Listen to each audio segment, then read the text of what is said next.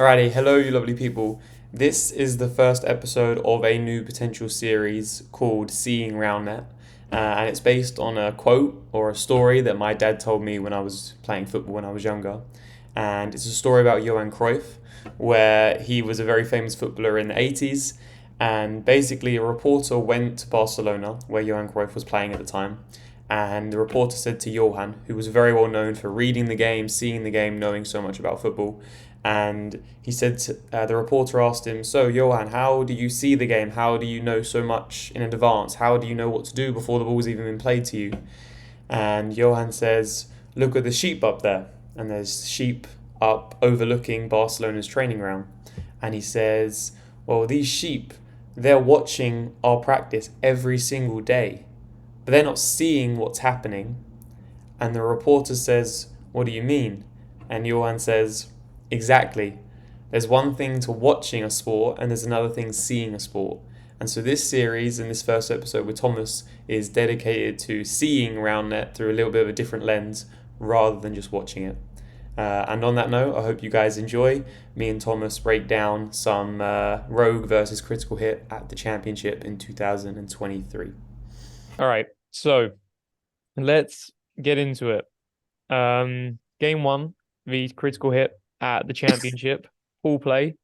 As we sort of start watching this game unfold, we're going to go obviously through some points, but as we sort of watch a nice starting break there, what was sort of your thoughts coming into the game? One, because of the day, championship. Two, weather, and three, specifically because of critical hit. Was there anything that was standing out for you, like before coming into this game?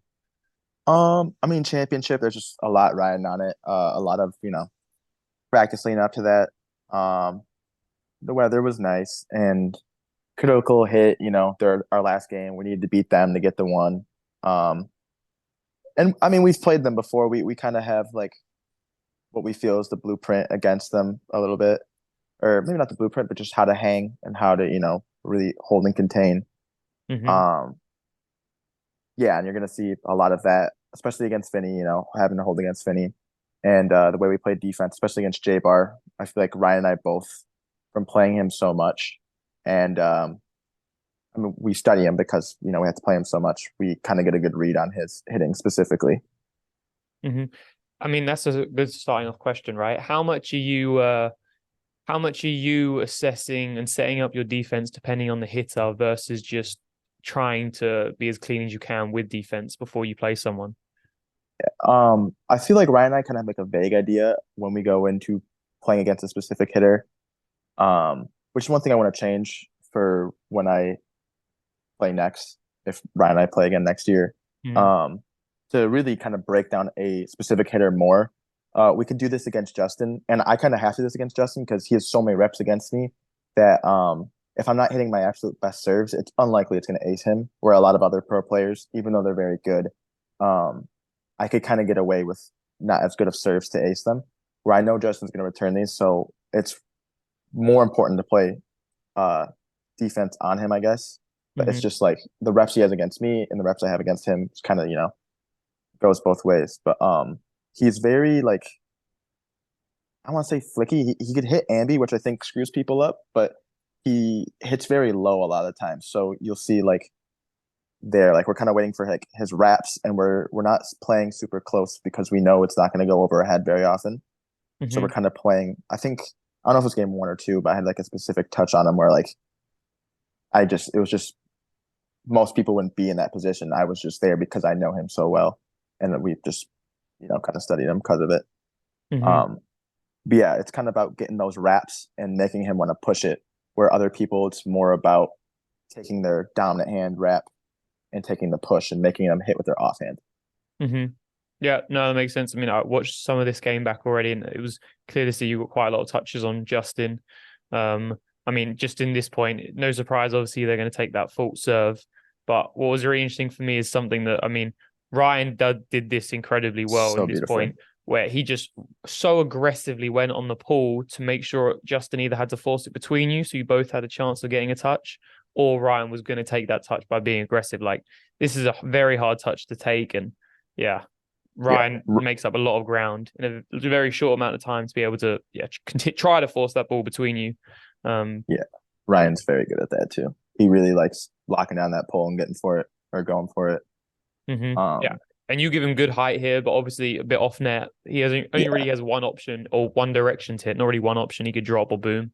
And then it's just a bit of a bad touch. It looks like the wind plays a big factor in that. I don't know how windy it was during the day, but I mean, like if we're here, like we know where Ryan's going to hit it. Justin knows Vinny goes, Vinny's short, Justin's long. Justin reaches it on its way up. He just doesn't get a great touch, and the ball ends up flying quite far back. I don't know if it was down to the wind at all, or it just spun a little bit off his fingers, causing it to go a little I bit further think away from the net. I don't know if he caught a little bit of pocket or just like maybe a little bit of the back. I think Justin didn't expect it to kind of jump like that so much. Mm-hmm. Um, yeah. It also could maybe be from the weighted sets. We jump back and forth from weighted sets and non-weighted sets so much. It's kind of hard to tell.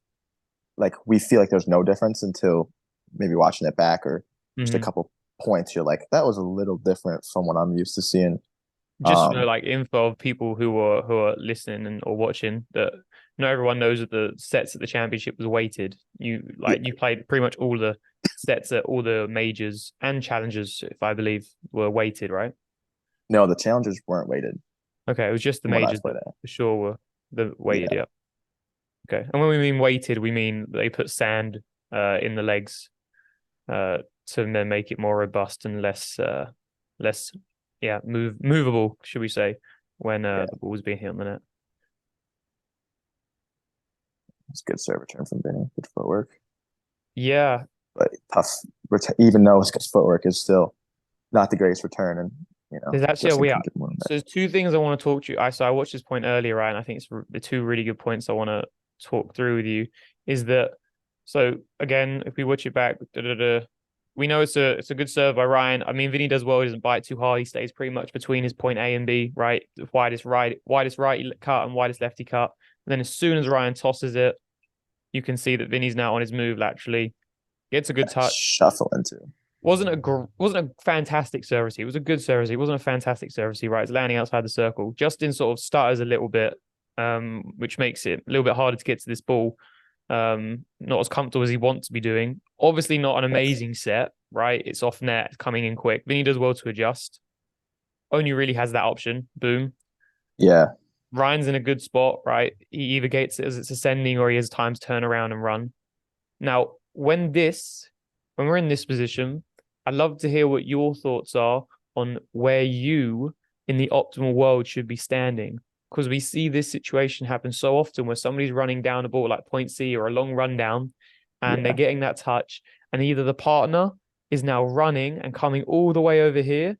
And now it's making the setter or the rundowner, not knowing exactly where to set it. It's also now making the set very long for the hitter who's now running back. And when we sometimes see some people stand like, sort of where Vinny is, because the advantages potentially of that is that if you stand back where Vinny is, yeah, it's a harder and further touch for Ryan to get back to you, but it also means he has less distance to cover to the net and always can track the ball and the defense because you're there. But where you are is also giving you that decision of either or both. I just wondered what your thoughts are in regards to that touch when somebody's doing a big rundown for this player here. yeah. Usually where I'm standing, in that situation too, like before this happened, right? Like as soon as Justin kind of sets the ball, we're kind of like knowing the direction of it, like the Mm-hmm. general direction of where the set's gonna land. Um, yeah, like Yep. seeing it there, we're like, okay, we know this is gonna be. Yeah. We know it's So going to land there if no one touches it. Yeah. right, and I'm just thinking like, okay, if the set comes a little bit shorter than I'm thinking, like he could pull it and he could potentially hit a drop. So I'm trying to cover those unlikely options for Ryan. Mm-hmm. Well, he goes for the obvious, boom. So in that, I'm already kind of standing within the seven. I do feel I used to make this mistake a lot last year. Dawson would get a lot of long run downs, and I would start kind of chasing him and Mm-hmm. making that set. If they set it back over you, having to turn around and then set it up, it's just so much movement and so much more like extra wasted movement almost. Like what I'm doing here, just kind of sitting, waiting, and reacting to Ryan's touch instead of like anticipating and trying to, set for something. Like, yeah, I feel like it's not a good idea to run down or run up to Ryan on it because it's just he could have so many touches in so many different places. So I think where I'm standing is probably ideal. Or like you said by Vinny, I don't mind that. There is just like the risk of Ryan potentially, barely getting that touch and not being able to get it back Mhm. enough. So would you So say like inside the 7 foot circle and within like the width-ish of the net is a good sort of starting position, and then it gives you that adaptability either to go towards the top of the 7 foot circle or the back of the 7 foot circle, depending on the distance of this touch from the defender. yeah, I guess I should just rephrase that. I think just being within the seven and near the middle of it, like near the net. Because I think Mhm. generally most people when they try to get their first touch, they're just trying to think get it back to the net. Yeah, Even like yeah. your serve receive, everything that you're kind of doing is let me get it, especially if it's that first touch. Let me get it just around the net, around the no hit zone, Mhm. because that's where it's easiest to set. So just trying to be there in that area. Because look, how many steps did I even take once Ryan touched the ball? How many steps? Not many. I think one. Yeah. So Right, yeah, what? Yeah, 1 step forward, 1 step back to get in position with your feet. right. And it doesn't matter who Ryan's playing with.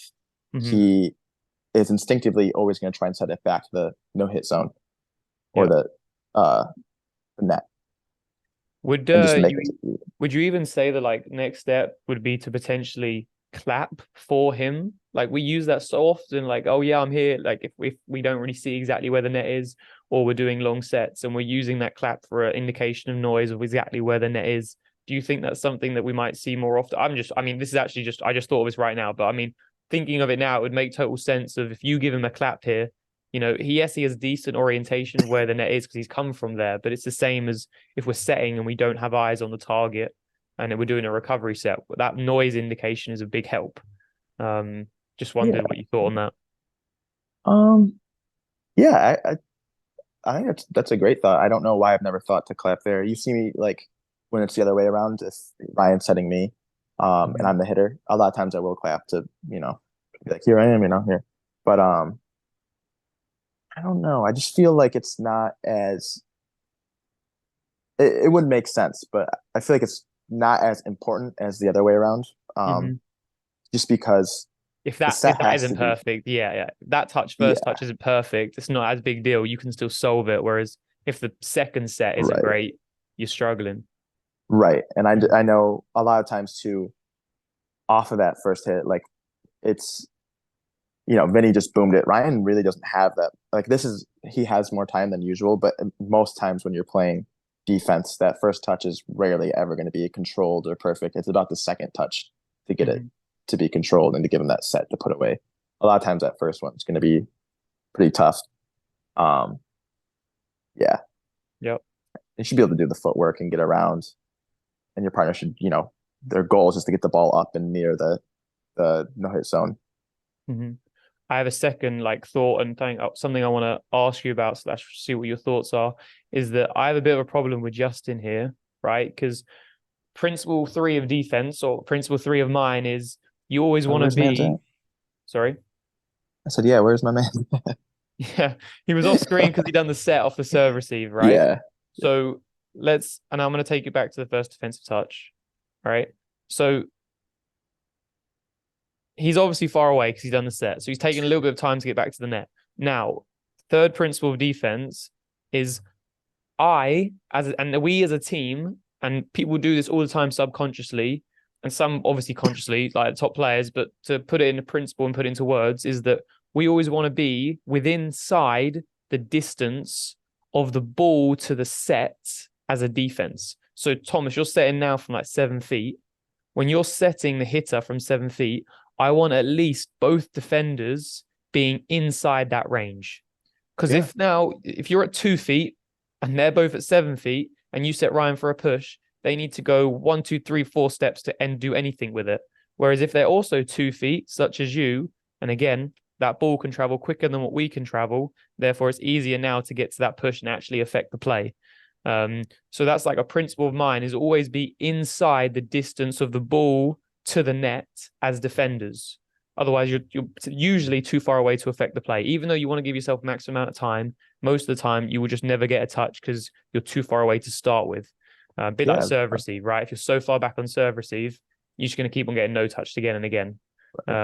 You have to take that a little bit closer. But anyway, my point is that you're setting Ryan now from about 7 feet, and Justin, he had enough time to get back to at least 7 feet.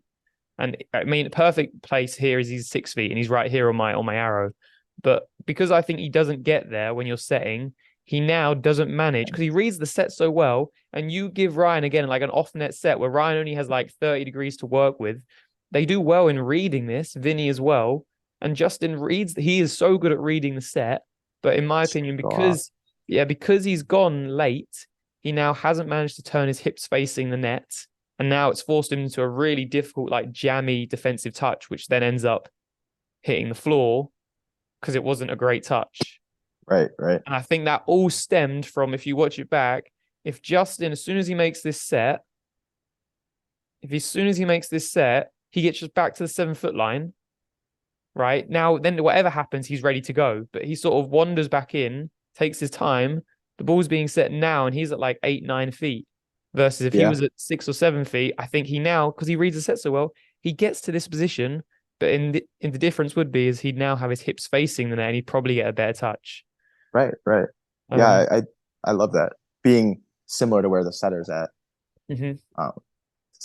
But yeah, no, I agree. I didn't even think about that. But yeah, that is very true. Because yeah, he just attacks it and kind of turns. And we shouldn't have got to that point. You could see my face too when I said it.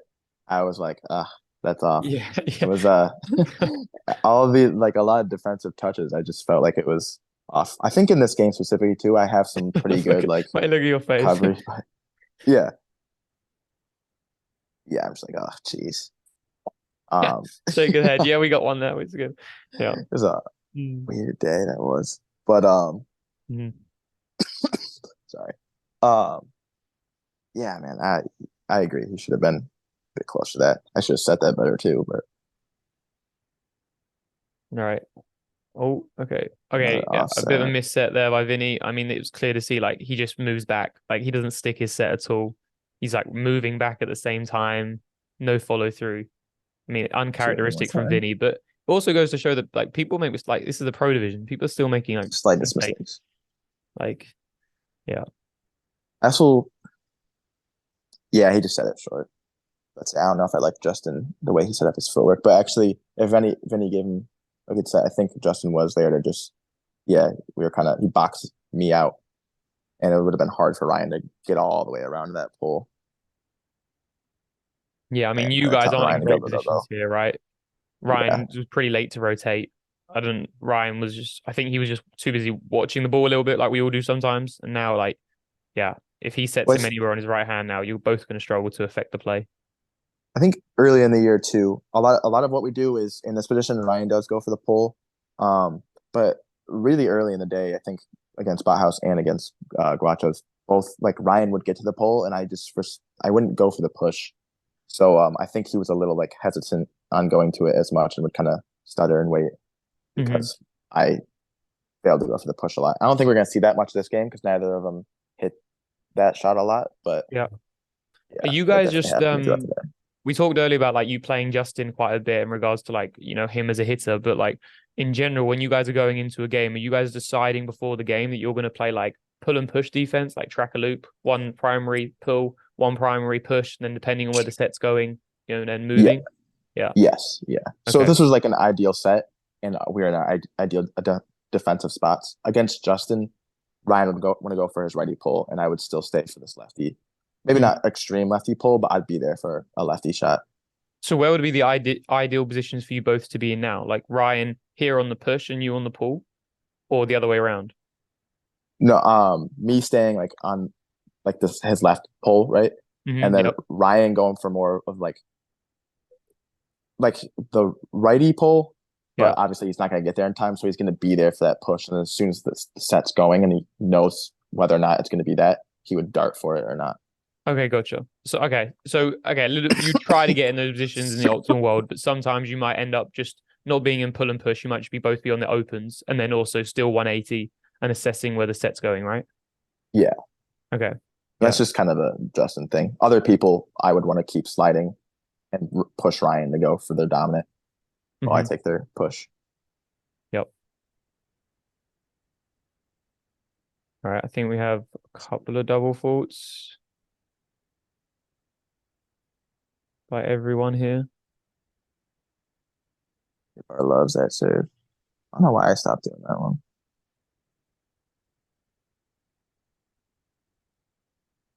Playing that again. So now you guys are in pretty idealish positions. You'd want to be more over towards push a tiny bit. But I mean, this is, in my opinion, this is a big problem of pull and push defense, is that you're always going to be a little bit hindered by the setter and the hitter. Because like in the optimal Yes. world, let's say that Vinny is setting from one more step in. Well, Ryan can't be the same or within inside the distance of the ball to the net, because otherwise he's going to be like, exactly where the hitter is, and he can't afford to be that. And then you also can't be the same distance because that's the setter's territory. So that's like, in my opinion, one big disadvantage of the pull and push defense is that you can't be in those positions all the time when the set's being made versus you can all the time when the open is being made. But with the open defense, I mean. But of course, with the open defense, the hitter can track you at all times, whereas the pull and push, he can't track one of you. Just like a small observation in regards to what's better or what to run if you're just going to run one of the systems and not depend it too much on the hitter and just say, hey, we're going to play open or we're going to play pull and push. I will say one thing Ryan and I did, or one thing I did better earlier in the year. I would mainly focus on body defense, and that kind of helps a bit with what you're saying. Like Vinny in that spot, I don't have to go around him. I would just go through him. Mm-hmm. And I felt like earlier in the year I was very good at forcing myself into that spot. I started playing 7-foot defense, which still worked. It was just different kind of touches and a different style of defense. But I do think, yeah, if you're gonna do that kind of push and pull kind of defense, where the server here needs to go around, I think it's more ideal for them to be bodying or be on the no hit zone really close, and at least kind of pressuring them to be like, you're not going to hit it here, Mm-hmm. Yeah, I think that's a good point. I think, especially, if you're playing pull and push defense, the person who's playing as the wall, as I like to call it, or the person who's on the primary on a push, then they do have to be definitely good at body defense, because it's gonna be that's gonna be your position most of the time, because you have to usually be that little bit closer, because if you're cutting off that push, most time if it's going to be set on the net, if you're not in position, like you're not in a great position, because you have to give the setter to be in that position when making their set, then you're always going to be maybe a tiny bit out of position. So you're then more likely to move them to the net instead of going further away from the net, because you don't get that, perfect opportunity of being in the position, getting time and angle.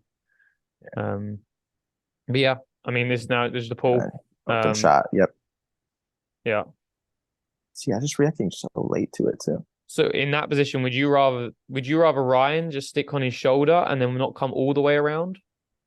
Right? Like if Ryan was on his shoulder now, then Ryan would go like dart, depending on if it's set on his right or left hand, and still cover the pull? Or would you prefer that you wrap around really early and just try to get any touch? Yeah, for me, I needed to do that. And need to get back to doing that. But here, like I said, early in the year, you would see me up close on the net, and I would already be going and making that path. And a lot of times kind of messing with the setters too, like especially when they're up close like that, they think it's such a freebie, and they kind of feel me like right up on them. And as soon as they set it, I'm like ducking under the ball and going around. If I was more prepared, I'd find clips of it. But I think for me at least, if you're not like big on body defense, and you're not trying to look for those kind of, try and get those kind of ups, I would recommend that your partner goes behind. And Ryan's very capable of doing that, but this is just the defense that we run. And I just today, today was not our day. I would add that I think everyone needs to be somewhat good at body defense, because you're going to be put in that position, whether it be in a rally or be with a different partner, or if the hitter keeps on getting set bullseye, like you both need to be into the net cutting down those options. There's no point, even if you're bad at bodying, like it's in my opinion, it's the same as volleyball, right? If you keep playing against a team that sets the ball just over the net and gives them loads and loads of options, if you're not good at jumping and blocking, you're gonna lose. Like it's a skill that you're gonna need at some point, in different scenarios where you play with different partner or whether you're in a rally. So I would more say that people need to get better at it. Yeah, I guess what I'm saying is if you could switch your defense depending on what you feel like you specialize in. I don't know if that's the right term. I feel like there's Yeah, some players that are for sure. specifically like geared toward bodying, and I think like myself when I'm playing like that, I can play.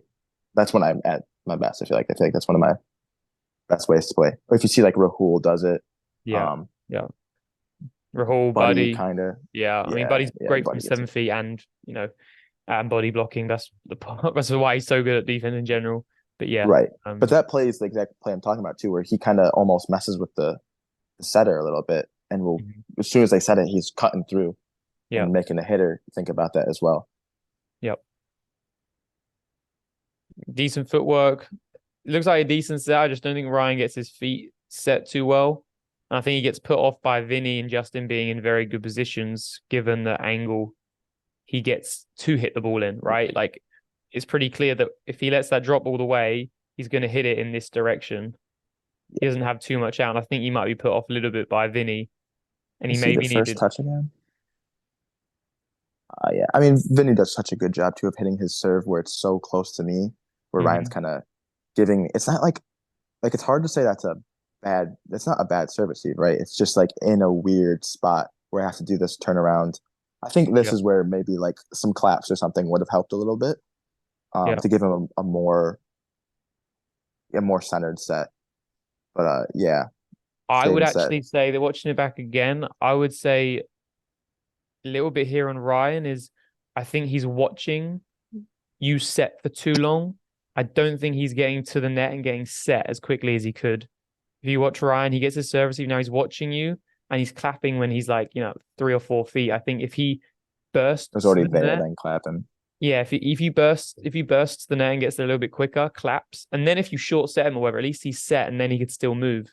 But because he's still on the move as he's clapping, it now makes his footwork really hard because he's never really set. Yeah, Even though no, this, yeah, not far off the net at all for a set. Probably I on, agree. maybe just over rim. I agree. Getting closer. I do.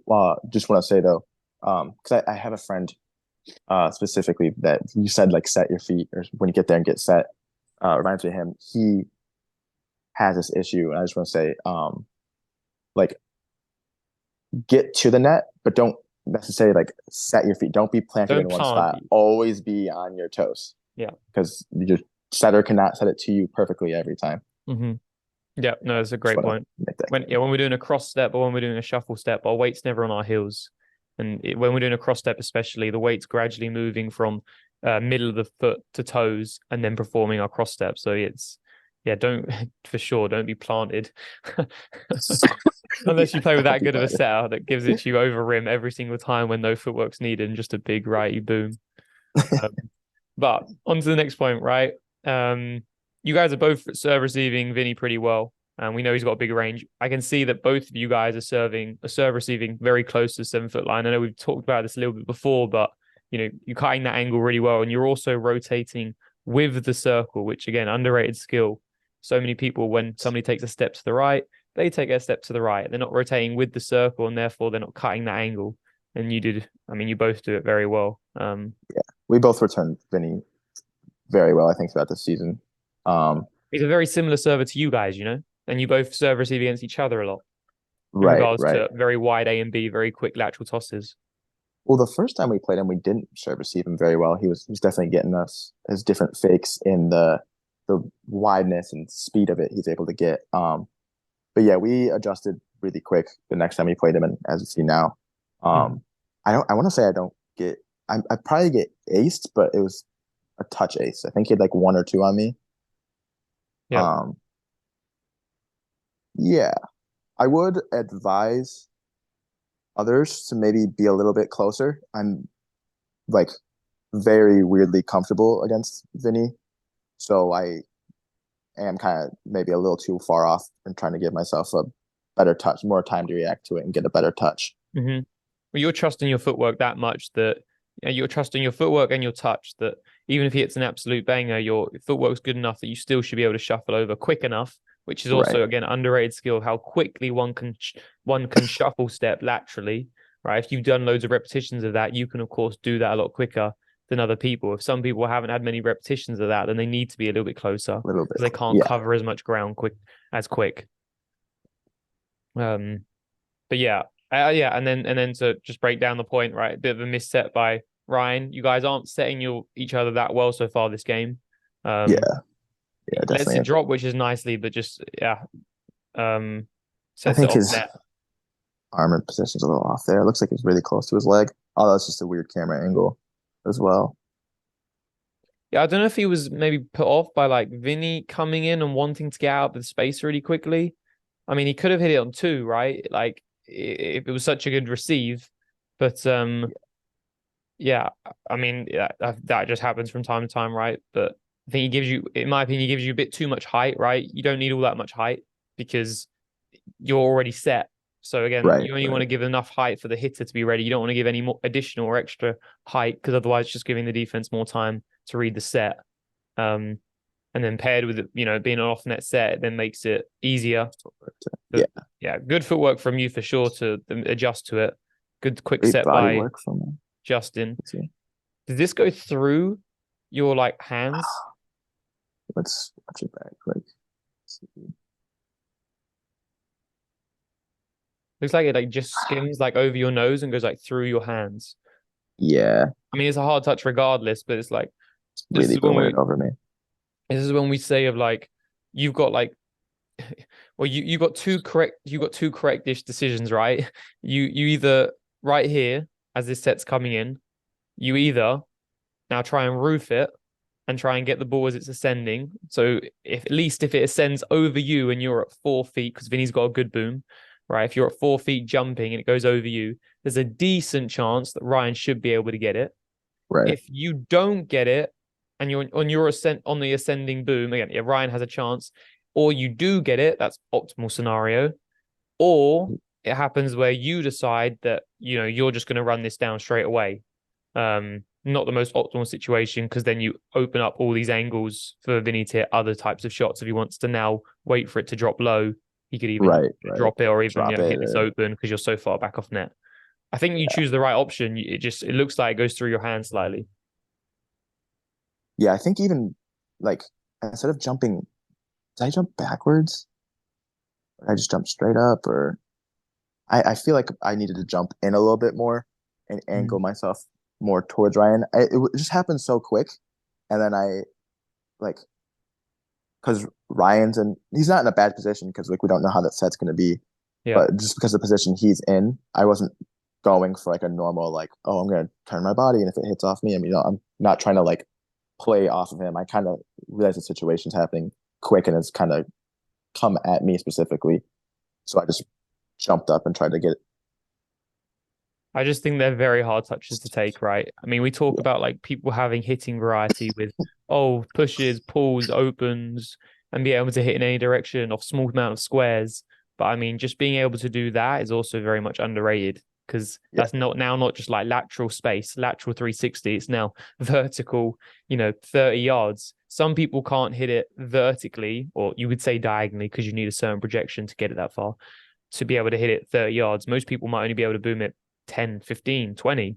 So I think that skill of being able to go from a 15-foot boomer to a 30-foot boomer is a massive skill that's also underrated and should be valued the same as being able to hit, push, pull, open with both hands. That's also increasing your hitting variety for sure.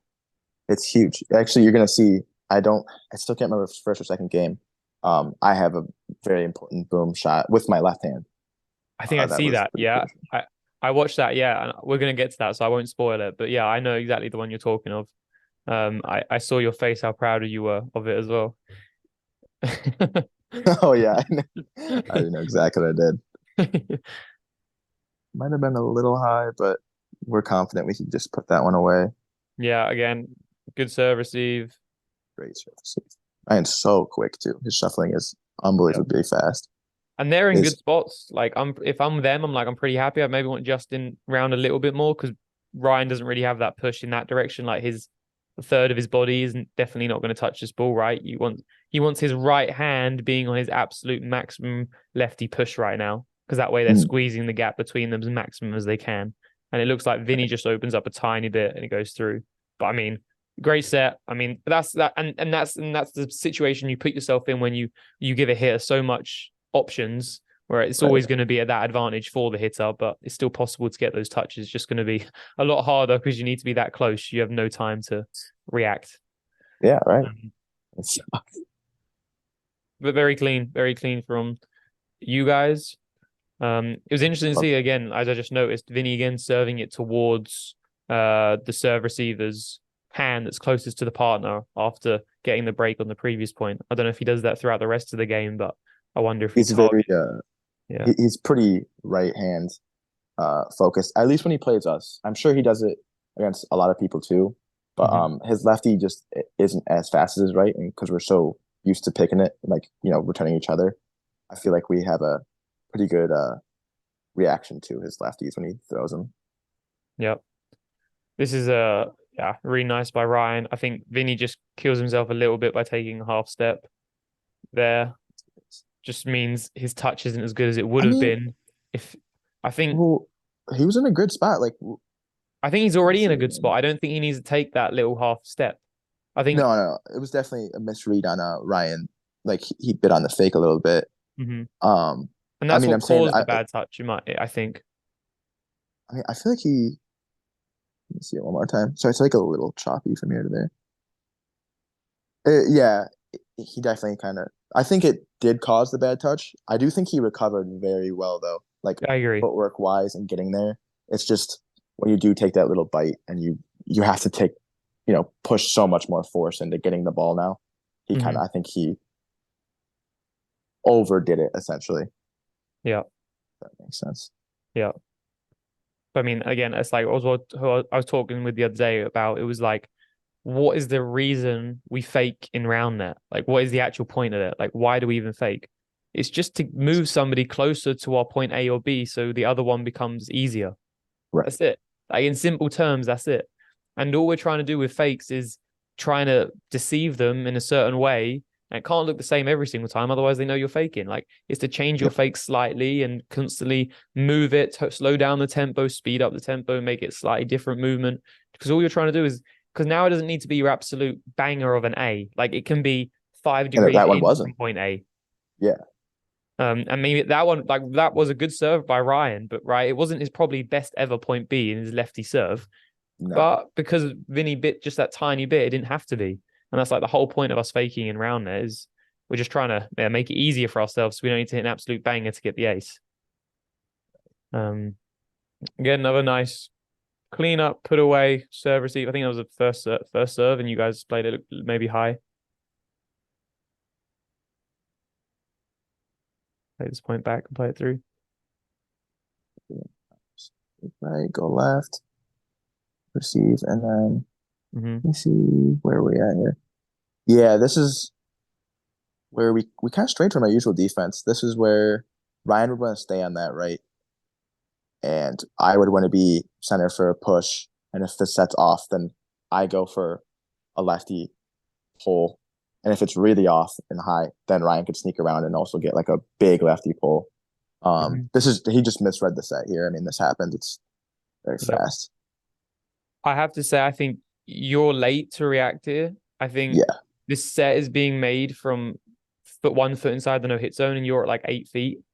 So it should be like we closer, talked about earlier, like if he sets him now, there's no way you can affect, like, you're too far away to affect the play, especially if Ryan gets boxed out like he does, which, happens sometimes in Roundnet with the cross step and certain defensive schemes. But you're going to struggle to get any touch because you was already 8 feet when the set was being made at like 2 feet. And it happens all the time. Like, it's a hard skill to do, obviously. But yeah, that I think is quite clear to see that if let's say you was closer. Yeah, let's say around that no hit zone. Yeah, let's say you was in that no hit zone. Like, let's say now, optimal world, right, is Ryan is in between Vinny and Justin, and you're here, like right foot onside the no hit zone. Like, I think you're both in great spots now, because then Ryan won't get boxed out by Vinny. You have his maximum pull if he does do it. Ryan has his push now if he's set on his right hand. And now at least you guys are both squeezing. You both have an opportunity to get a touch. But this is where most of the time, where I think back when you watch defense, it's usually this part that breaks people. But everyone usually watches the last three parts and like, oh, I read the set slightly wrong, or oh, I didn't move across enough, or the ball went over me. I was stuck in no man's land. Like the projection went over me and I couldn't run it down. I couldn't get it roofed up.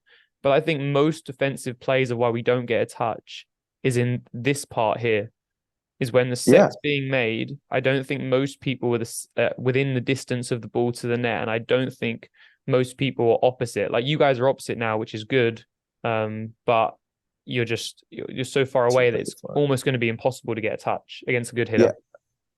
Yeah, I really like the idea behind that too, being kind of even with the setter, being in similar diameter. Mhm. I think that's the word for it. Yeah, similar diameter as them. I guess I never thought about it a bunch, but I do think of like this day specifically. I was like, why wasn't I bodying? Like I wasn't getting as many touches as I usually do, and it's a lot of the times because these sets were so in system. I didn't have the time to react. I was reacting late. So yeah, I think that's a good rule of thumb. Is kind of being similar diameter to the setter. That way you can react in similar times. And also just when you're serving too, I feel like defense is always easier when your partner's serving the ball because you're just already clear in your mind, like, oh, this is what I'm gonna do. Yeah, just always remember as the server, you got to play defense to be locked in for it. Even You're not even if just playing even off if your you're partner. Thomas, yeah. Doesn't matter how good of a server you are, you have to be ready. You have to be on point to play. I will also add on this note, right, that Justin does set the ball from very high up a lot of the time, which again, like, there's no point. We're not going to talk about like that in general. Like, I don't, because I mainly want to talk about defense right now. But with Justin setting the ball so high up and not letting it drop, it means it actually gives you and Ryan less time to get in those defensive positions because you have you have like 0.5 seconds less, and then 0.5 seconds less of reading the set, because you've got to think if he takes the ball up here, he's not letting it come down, which is time for you guys to get in defensive positions. And also because he's making contact high up, the ball is actually traveling for a less time because the ball's not going from down to high to low. It's going from high to low. So the ball's even in a less time. The ball is in the air for less time. So it actually gives you even less time to read the set. So it makes it really difficult. Like, it's a harder technique as a setter and stuff, but it definitely makes it harder for their defense because, again, it gives you less time to get in these defensive positions and also gives you less time to read where the set's going because it's not in the air for as long as it could or usually is. Right. Justin does love those quick sets. I will say real quick to the viewers too. Yes, that set is tough for defense to read, but it's also tougher for your hitter to hit a lot of the time. They don't get time to think. And someone who's privy to it and starts to catch on, they're going to be closer to you as the setter, and they're going to be able to read your set, and that means ultimately they're going to read your hitter. Where if you give them time, even if they read the set, the hitter could trick them. Yeah. So yeah, 100%. 100%. Advantages, disadvantages, fair. Yeah. Yes. Sure. It's also harder to repeat, right? Because this isn't as mechanically sustainable as setting your arm at 90 degrees. What was that last hit? I wanted to see that quick. Yeah, that was another just very 1-2-3 put away for you and Ryan. Good serve receive again. You weren't buying on fakes. So taking little steps. Oh yeah, just a lefty push. Yeah. Be ambidextrous. You don't have to be ambidextrous, but practice hitting. You don't have to be a great server, but you need to be able to hit both hands. You can backhand. I'm not saying you can't do that, but it does limit you, especially when it's off net. I think this was on net, or it might have been a little off. Yeah, it looks on net. It looks about 2 squares on. You had a few more options and angles. Right. So I could have backhand this technically, but it's so. I just think it's a big advantage to be able to do this with both hands. Yeah, agreed. Without even thinking about it. Well, and it's also less time for your arm to travel. Like if you're left-handed, if you're here, right, both hands, you're ready to hit with both hands. If you're now doing a backhand, it's going to take longer for you to now pull this arm across your body and then load. It also now makes it obviously easier to see that you're going to do a backhand for the defense, because there's an option there's an option or a point later where you look like you're going to hit right-handed and then you hit a lefty. And I think that's something that's not done as often as it could be because that's also makes it incredibly difficult for the defense to read. But if you commit to that backhand early, it makes it very clear you're hitting left-handed or, Right. as if a lefty. So that's now making it easier for the defense to know which angles they're likely to hit. Right. Yeah. Ryan on the ball. Yeah. A couple of higher ones. In general, how was like the serve consistency for you both in like pool play? Was there any like Um, fluctuation throughout the day? I think Ryan was pretty good serving wise. I was pretty meh. I think throughout as the season went on, my serving kind of went down. I was probably landing more than I have some other previous tournaments at the championship, but I definitely wasn't acing as much. Okay. As is right That's on a cue. that was a good one. Huh? Yeah. Idea. Oh, just a quick step.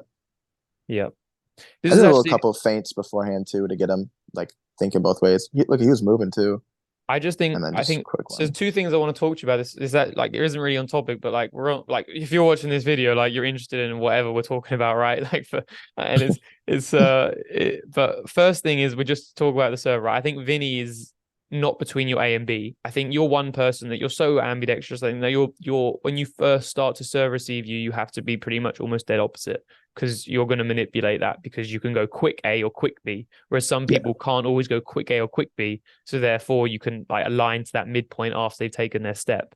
Whereas you, I think, because if you see someone a little bit two or one step to your right hand, you're just going to do a quick left, which you do here yeah. after a couple of twitches because you see that Vinny, in He my starts to opinion, lean. he's in that sort of just marginally closer to your point A of your righty cut, and you're like, I see you, and then you're just holding him there by sort of doing by faking. You're holding him in that position, knowing that you have him as soon as that trigger of hitting the lefty.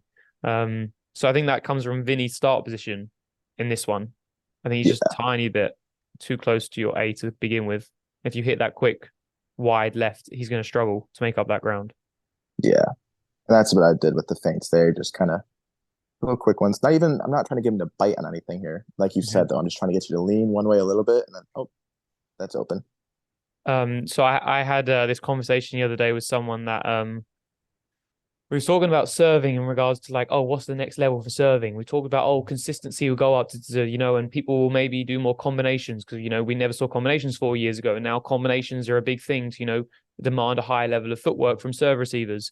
But I also think, or building on from that, I think a huge thing we're going to see in 2024 is either connecting serves or opposing serves. And I don't know the best way to like phrase this. That's not really where I'm saying it right now, but my point is we've talked before about like point A and point B. So Hmm. point A is your widest righty, point B is your widest lefty, and then point C is your righty reverse, point D is your lefty reverse. Let's just say they're the 4 points of a high level server. Now, when you're serve receiving somebody, you're between their point A and point B. And then as soon as that ball is tossed and they're going to hit right-handed, because they're hitting right-handed, you now want to be in between point A and C because they're the ones that are available. So A and C. So if we know that, let's say that you now take a step right, just for this example, and you hit a point A at the same time as you step, you're now demanding a much greater level of footwork than somebody who goes step and then point A because you're doing it all in one motion. Because if you think about the serve receiver, if they're between A and B, if you take a step, they go, okay, let's take a step A and B because your A and B just moves with you. Your A and B doesn't suddenly get bigger. Like your range just Yeah, moves as you move. And then after they've now moved with your A and B, so they've shifted over slightly, you then hit a point A. So boom, now they go shuffle as soon as you take that lateral toss and they get to your point A. Now, if you do that at the same time as you take your step, so instead of going shift, shift to point A as a serve receiver, you now have to go shift point A all in one motion. That's demanding so much more footwork. We see Joe do this obviously very often, Joe Bondi, both with the cut and reverse. And he also yeah, does it with left. We see you obviously do this a lot of times when before you even take your step, you're like faking in one direction. And often when you're faking in a direction, as soon as you take the step, you go in the opposite direction. So if you take a step right, you hit a left, or if you take a step left, you hit a right. And then also you connect in regards to you take a step right, you hit a right at the same time you take your step. Yeah, that's what I just did here too. Like, I hope that all made sense. My point is, like, is connecting serves either step right, hit right at the same time as you land, or step right and hit left. Opposing serves are also demanding so much greater level of footwork from the serve receiver than if we're just stepping right and then hitting a righty cut, or stepping right and then hitting a lefty cut, like with a pause in between. If we can all do it in one motion, it's now demanding so much more footwork because you don't want to have to go to point A straight away after the step, because now you're going to be so far off point B. You're not going to be between A and B. You have to almost jump towards point A, because again, it's so much ground to cover if they do it at the same point as their step. And I think we're going to see a lot more of that in 2024, because that's like the next stage of demanding more footwork from the serve receiver. I know you do this, obviously. A lot of players do this, but I think we're going to see more players do this. Yeah, definitely one of my, like, this exact serve here, that quick left, like as soon as I'm stepping, that is definitely one of my sneaker serves. And you'll see, I don't do it this game. I think I did against Mermaid Sparkle, but I will start doing this early, and then all of a sudden, instead of hitting that, I guess my left, instead of hitting point B, I'd be hitting point D. And because they have to run and jump for it, they're jumping so far from my point that I'm beating them with the reverse. Yeah, exactly. And that's a great point that you put as well. Like, if we're between A and B, right, and we see people, like, they're not that good at shuffling, like they're not that quick at shuffling. So they know, because they're not that quick at shuffling, they do their absolute best to get A and B. Like, they absolutely like belt it. They don't turn their hips, because I never turn your hips, but they absolutely belt it. Like, they make every effort. Of course, now, if they're not stable when landing to going towards that point A or point B, widest cuts, then they're going to be open to almost any reverse, because their weight is so shifted, it's not balanced, and they're not comfortably between point A and C, righty cut, righty reverse, or B and D, lefty cut, lefty reverse. So therefore, they're going to get beat. And that's also why, again, it's so important that we're practicing lateral movements when serve receiving, so you are balanced, and when you're between point A and C, or point B and D, because otherwise you're not probably going to get a good touch if you're not balanced anyway, but let alone when you're jumping really hard point A or B. All right. What's just the baby steps? Love that. Did Vinny get him there? This one, yeah, it was just clear some for power. me. It looks like Ryan takes a step out. He doesn't come with the circle. And he's a little bit further out, which is harder angle, but giving himself more time. And then he actually still does get the touch. If he gets no touch there, you could say, oh, you need to cut the line more, but he gets the touch. It's just a bad touch.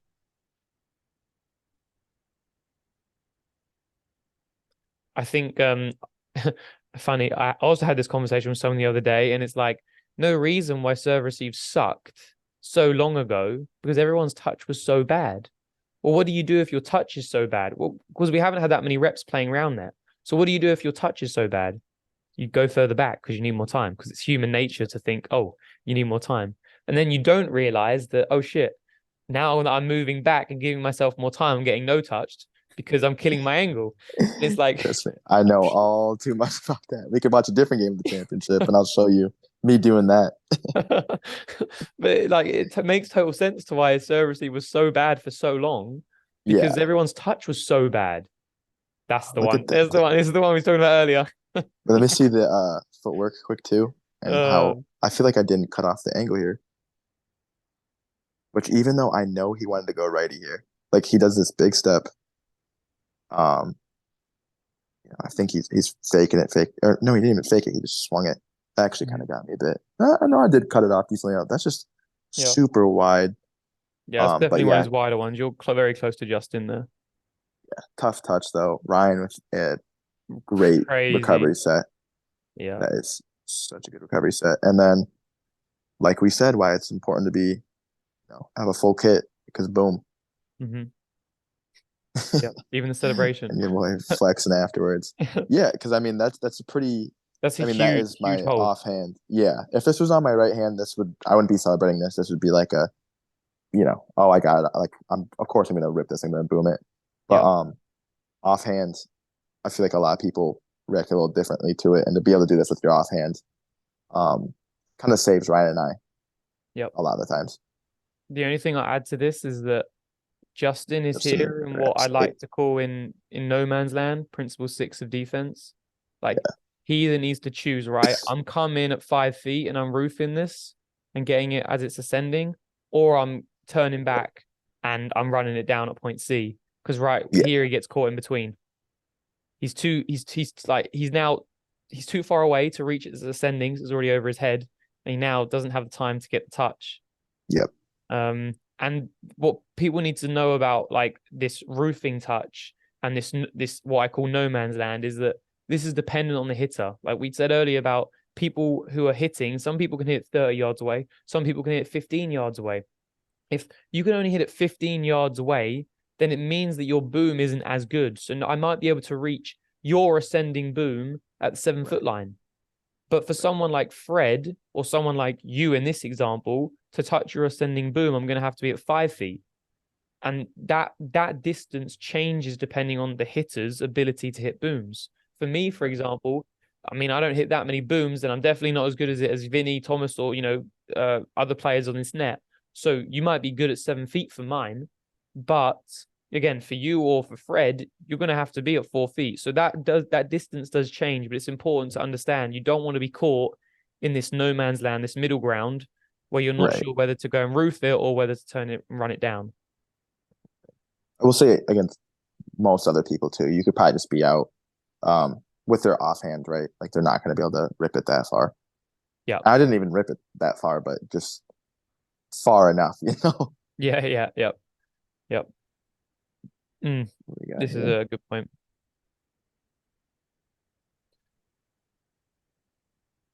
A lot of played serves. Oh, yeah, this is exactly what I'm talking about here. Yeah.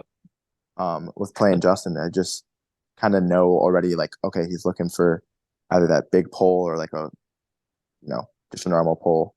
And I'm not playing close for it. Like I know the speed of it and where to be. Mm-hmm. And bang. And that's just good D from Ryan too, coming around in case he does hit a push. Let me see Vinny's set again. Let's see. Yeah, pretty in a little. No, I mean it looks like three squares Other on way. the net from the far rim. Yeah. Yeah, a little off. I did read the set well. I think other players would probably try to handle this shot a little differently or that set differently. Yeah. Well, in my opinion, again, it's a poor set from Vinny. Like this is where this is where I see like setting can take a whole nother level in the sport of Roundnet in regards to when we like compare it with other parts of the game. Like we say about defense, right? Being 180 degrees, being opposite each other when the ball is being set. You guys aren't opposite each other in this position. Like you're very much like if we had a dartboard, right? You're in the bottom left hand side, and Ryan's at the 12. You're at like 8 o'clock. Ryan's at 12 o'clock. Feels a clock. So Vinny in the optimal world would set Justin here for a 3 o'clock or a 4 o'clock because that's the side that's the furthest away from both of you. So you're probably not going to have a chance to get there. If he gives it not loads and loads of height, he just gives it enough height for Justin to be ready. You guys are too far away to take that touch, which so it's like it's always a give and a take. It's like that's why the principle is be opposite each other when the ball is being set, but it's a give and a take because let's say you don't worry about the 4 o'clock, the 3 o'clock, or the 5 o'clock on the clock because you're like they don't have that shot. Now it means you can be even tighter from that 6 o'clock to 12 o'clock. Yeah. So and that's when it comes to like narrowing it down to a hitter, and what you guys did on you and you said you've done on Justin is that you're not worrying about some particular hours on the clock using the analogy because you're confident and you'd prefer to take certain hours, certain we shots. know where he wants to hit. But this is a poor set from Vinny in my opinion. Like this Vinny, one, he gives it too much height. Justin doesn't need that height, and also he directs them in the position where you guys are. Yes, Justin could potentially do a little bit more, and maybe like if his footwork was a little bit more around the no hit zone and more opposite Vinny, because we want to be opposite the setter when hitting, then maybe he has an easier opportunity to hit it back in this direction where you guys aren't. But I would just say in that position, I don't think there's enough talk about setting in these positions when you see the defense so over this side, then you can just You set put it in. over there. Yeah. Yeah, it's definitely not the greatest set. I do think just like other people would try to handle it differently. Not even I'm not saying better. I do think myself I would try to go lefty. Um, and I think this what Justin did here would work on a lot of other people, but yeah, like I said, just playing him and knowing.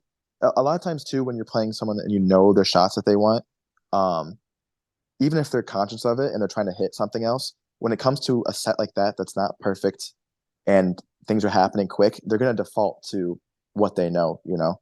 Yep. And Yep. that's what he did. Even though we like to not think it, everyone has their favorite shots. If Right. everyone gets set in their sweet spot, right-handed sweet spot, everyone's got a favorite shot. And if you set bullseye, some people also again have their favorite shot. Like Oh, it's yeah.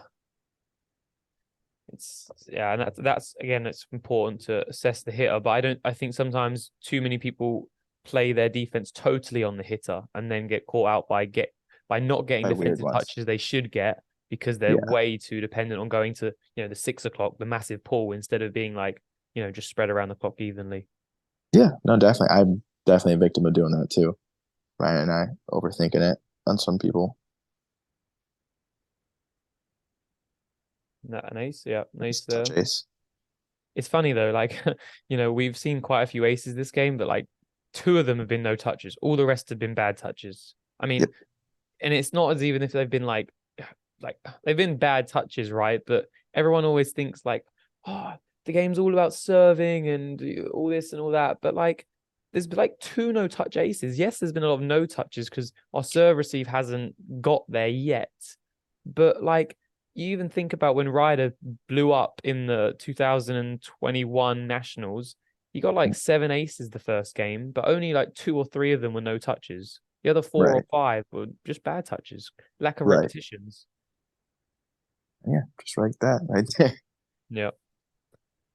And we're gonna see like the sport continue to get more rallies and more points once we see again serve receive just get more touches. And we're Yeah. already getting more touches now than we were in 2019, despite serving going up massively since, in my opinion. Another one, like not amazing footwork. If he cleans up that footwork a little bit more, he gets this touch better. So right, he's Turn opposite. hip too. He's leaning, and he bit. Like it's clear to see now. Like he bit for that right hand. You can see he shifted his Just a little weight. His bit. left foot's come up. He now can't move as quickly laterally over to the left to get this touch. So now he's always playing catch up. That causes him to have a bad touch. Yep. Like You could tell too when they bite and they turn their hip completely. It's just yeah, it's Yeah. tough. And even if that works, later in the game when they start hitting reverse or something, you might be screwed. yeah. Then it would definitely when he needs to be a good reverse and it's going to land. Yeah. Talk me through this point, Thomas. So I think this should be an definite touch for you guys.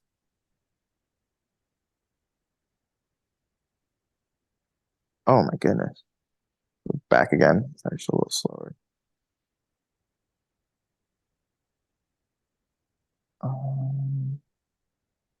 Like Yeah, I again, like we're your both kind of spots. far out. I mean, you're both a little bit far. Like you could both be one step in. Like again, as close as the sets to the net, but you're not in bad spots. Like you're pretty much almost opposite each other, and you're decent distance. I just Yeah, think pretty here even, you've already Justin. committed I'm to going 2-1 into shot. the net. Yeah. I think this ball's landing Oh, like yeah. and foot off the net, and look where you end up. And a body. Yeah, I think if you like take, the angle. Like he's only got like 30 degrees. I think if you take like a step back here, you get a touch for sure. Yeah, definitely. So Yeah, give just yourself a little more time. misreading that one. I think again, like you said, being around the same diameter as the setter and kind of sticking to that too. Like I felt early in the day a lot of times like the 7 wasn't really working for me, especially against Vinny. I don't think I got a whole lot of touches on Vinny. They were coming from J bar, and so I was just kind of a little desperate here and just coming in, trying to get on that, just trying to get a touch on it, even though Yeah. I bodied. I mean, still just right under me instead of just staying right there on that 7, sticking a hand up, reacting to it. Was a very good hit by Vinny though. Like good power, good pace. Got all the angle he got out of the shot. Yeah, offhand too. Yeah, offhand, off net for sure. Yeah. All right, let's continue. We've got a couple of points left.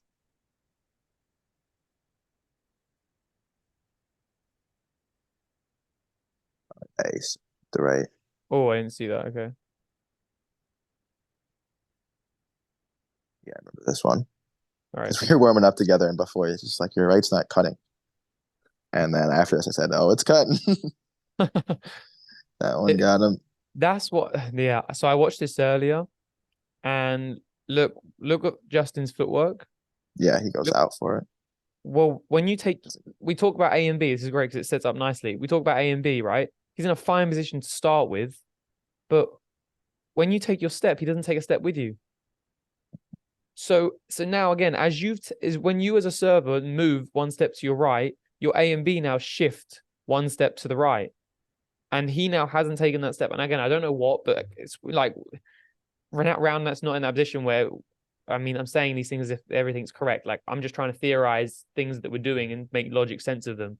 Does everyone still make mistakes? Absolutely. Does everyone be perfect? Absolutely. Even in high level sports, when people know the theory behind, you know, football, other sports. But the point is that like now it should be able it should be clear for people to see what went wrong. So you don't just go, oh, this game's broken. Right. And when you take this step, your A and B is now shifted one step to the right. Justin doesn't shift with you. But And look at now he's not going to get there. Um, it's kind of hard to see, but I think my first step, I am faking a left too. Let's see. Yeah. And that left kind of, Mhm. I think we've talked about fakes that get people to move. This is a fake to get him to not move. Yes. Okay, that's a great point. Yep. But the correct footwork in this situation is still to just Would be move, even with shuffle me. over quickly, and then still be ready in case she needs to shuffle laterally back to the left in case Right. you hit a lefty.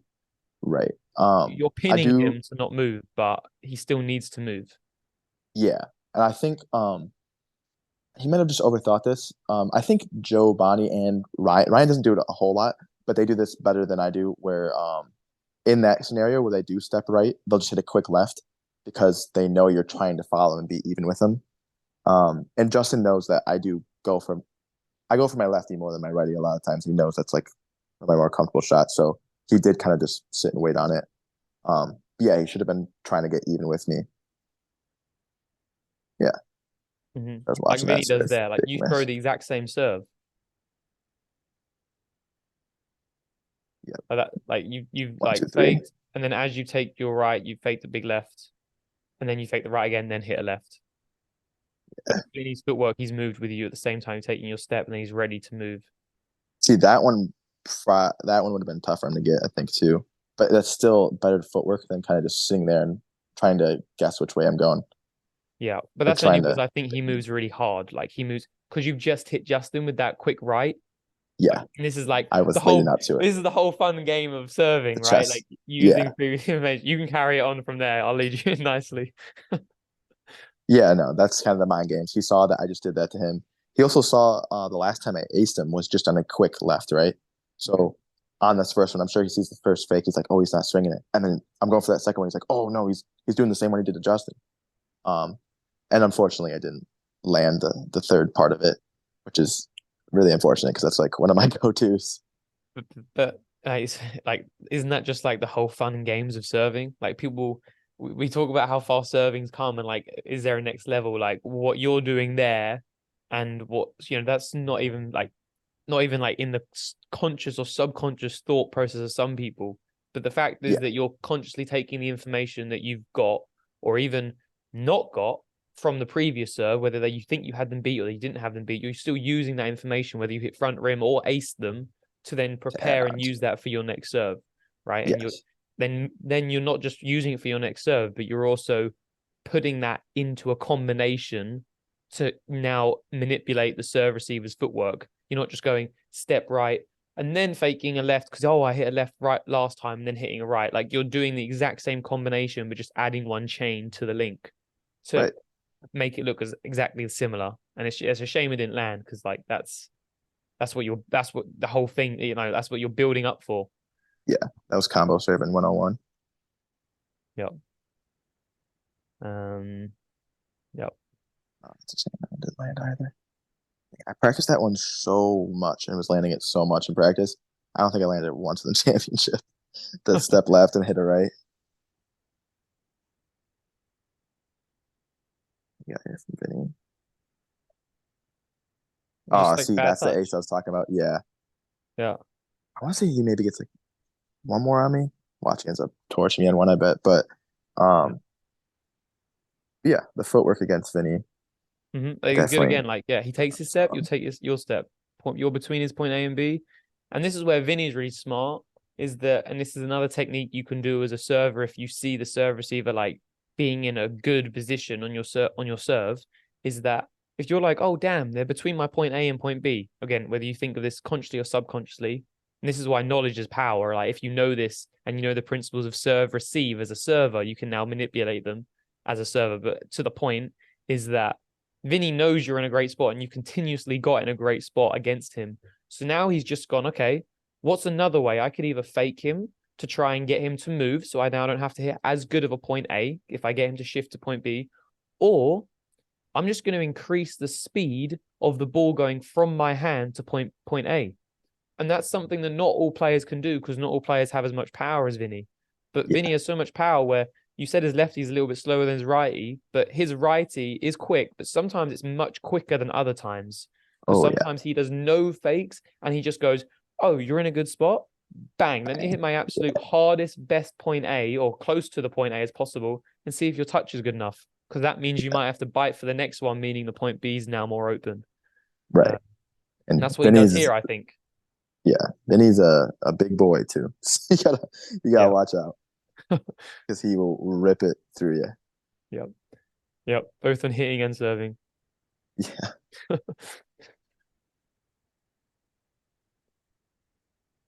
And is it funny we talk about it earlier, right? About using the information in previous serve. What does he do on the first serve against Ryan after he just HU with a really hard right? Does the exact same movement, 1-2. fakes the right, and then lefty because he knows Ryan might be scared of that point A because you just got beat by it. And Right. unfortunately, he doesn't Right. land it. I don't think Ryan even bit for the right though, did he? Yeah, Yeah, he no, just he did the did. baby step. Yeah.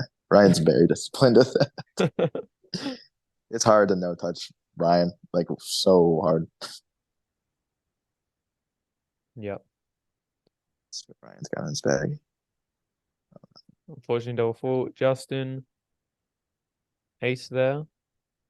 We got me, that bastard. He does get me probably with like a step back, right? He's got a really good reverse and right. I return him definitely too far, I think. On this one, yeah, you're just backing up. Yeah. Did he step back? Yeah. That probably caused it why it came off your fingertips and not like the middle of your hand. Right.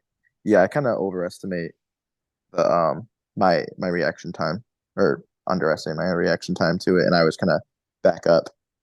With him specifically, is a really bad habit. Like, isn't it crazy when you think about it? Like, we play defense inside the 7 foot circle so often, and A we're lot of like, reserve receive. and yeah, like we're defending inside the 7 foot circle. A lot of the time, getting touches inside the 7 foot circle from a ball that's being hit from the net. Right there, right. And yet I were now we're receiving getting outside. time from the 7 foot circle all the way in towards the net. Yeah, it's going to have a little bit of change of direction of the spin, but like just if we're talking reaction time, like it's so much more time. Right, And yet we always want to give ourselves more time, like always. right. It's Want to like get it's that funny. more the quality of the touch, but Yeah. yeah, no, I think that's something that's going to change next year too. At least for myself, it's going to change. Mm-hmm. Right out there. Justin there, Ryan. Great reverse. Great set. Great push. Like, this is just really clean from both of you guys. Like it's a great set. Like again, Ryan, great position. Like he's between point A and B. As soon as he does the toss, he's between his A and C. Cakes a really great reverse by Justin. Easy for him. Good set by you. Like, yeah. Like not great defense by Vinny and Justin, but like as we talked about before, like, yeah. I mean, Vinny's way too far away right now. Like he's Yeah, just he's not going to be able to affect the play, and we can see this. Like when hiding behind him too. if next Not time set up with me. like yeah, like I'll say this to everyone who's like watching this, like whenever you next time you watch a game and you see a team get a defensive touch, and I mean like high competitive round there, when you see them get a touch, I promise you, it's almost 99% because right now they're at least the same distance, if not inside the distance of the ball to the net when the ball's being set. And Yeah, when people don't get a touch, it's because you'll often see one of them be far greater than the distance of the ball to the net, and they won't get a touch because then it's often just a 1v1. And then 1v1 in like 270 degrees to defend is just easy game for a hitter. yeah, no, it's huge. I didn't really realize as much too. Wish we talked about this before the championship.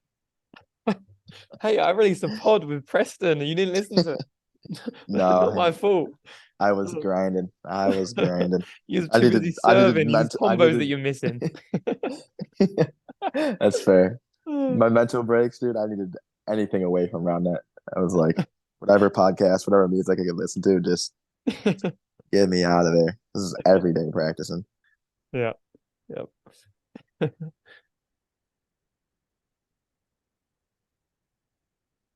We got here. Yeah. I missed one, or was that just a put away? That was a nice receive. Boom. You guys are in good positions. And then it just goes over, like, it just goes over Ryan. Like, that's the difference of Vinny has an incredible boom. For him, you've Yeah, probably got to be at 5 feet. Like, 7 feet's yeah, probably not going to touch his ascending boom, but 5 feet will. And if you see when, like, you're in a decent spot, you've got anything short and anything of like a bad hit, Ryan's now in a great spot because, again, you know with the direction of the ball because it's an off-net set. Like, it's going to land, like, here. right. He's got 30 degrees to work with. You guys are in line with that 30 degrees, just not the vertical 30 degrees. And that's Yeah, just because if you see, like, look, there's no doubt that if Ryan's here, he's got the touch. touches that ball because on its Yeah, way it's ascending. And yeah, that's just the difference of when you play against Vinny. He's that good of a boomer that you need to be that instead of 7 feet, you need to be at 5 feet on him. And it's a harder touch. You might not be successful, but it will be a touch, you know? yeah. Um, Very true. all right, I think last point. Great receive. Great set. Nice. Nice game. Game one. I was choppy. I didn't really get to. Great receive. Oh, he went lefty. Yeah, So, lefty this time. backhand. Yeah. Yeah, good set from Rye. hmm And look, I'll say, like, where's Vinny and Justin? They're way Yeah, they're not outside the lined up with him. distance. Yep, yep. Too far away to affect the play. They're going to be too far away to affect the play. Like if Oh, Justin, again, imagine if Justin was here and Vinny was here now when the ball's being set, they might be able to get a hand or something on this. Like Vinny's not that far away from it, but because they also, don't get that distance right to begin with when this ball's being set, but also how too much far away. room I have to hit too. Like with Ryan setting me that close, and like if one of them is closer, like you mentioned, like I don't see this as an option, this exact shot. I do Yeah. kind of hinder people a lot when I hit. Like I will kind of get up in their area. Mhm. But this is just like I have so much room to hit this and hit like an angle that shouldn't, from where I'm at now versus where the ball goes. Like that's not, Yeah. obtainable hit if they're You- hindering me from doing that shot, right? And also Ryan potentially hindering you, right? Like Ryan also does a great job in getting out your way as soon as possible to Yeah, give you that space. right. But yeah, no, I agree. That's also, a potential problem we could see more of happening in Roundnet. If, people get these distances correct more often and we see more bullseye sets where people now need to be, closer to take up all those options, we may see some more hinders. And that's just a problem in the no hit zone. It's not going to happen all the time. It's like, Well, I say hinder. I don't mean hinder as in like they're literally drawing a hinder and getting the point. It's more of like a mental hinder. Like mhm, I'm just not gonna hit that shot. If they're even closer to Ryan, Ryan might not set like that. Like he might not set and then get out of the way and give me all that time. Like he might have to hit something a little different. yeah, It's not a hinder unless they're actually in your way. If it's just the thought of it, mhm, Buddy does this super well. He makes you think you know, yeah, he's mentally right there. hinder. He's kind of in your, yeah. Sometimes he does hinder you, but Yeah.